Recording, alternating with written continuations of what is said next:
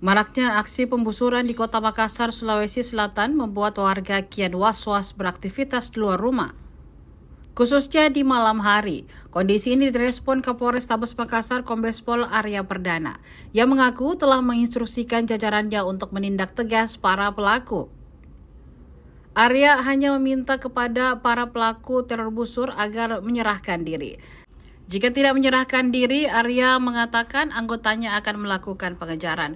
Bahkan orang nomor 1 di Mapolres Tabes Makassar itu mengaku tidak akan segan memerintahkan anggotanya untuk menembak di tempat para pelaku, khususnya mereka yang dianggap telah mengancam keselamatan jiwa warga ataupun petugas.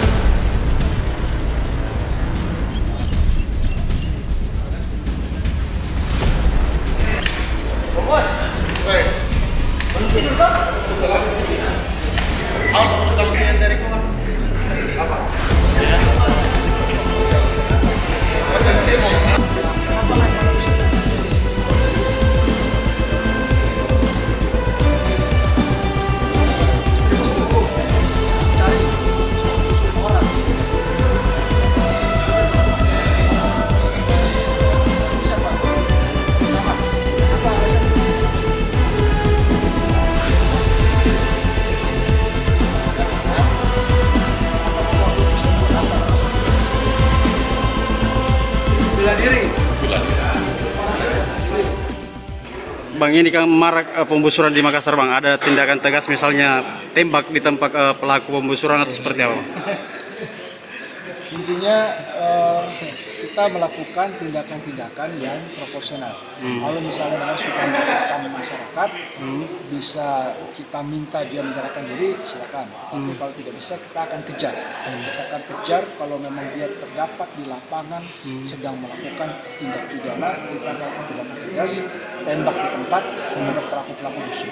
Kita tidak peduli dia mau sudah dewasa atau mungkin masih di bawah umur. Kalau dia membahayakan nyawa orang lain, kita akan lakukan tindakan tegas. Tembak di tempat, Bang. Download Tribun X sekarang, menghadirkan lokal menjadi Indonesia.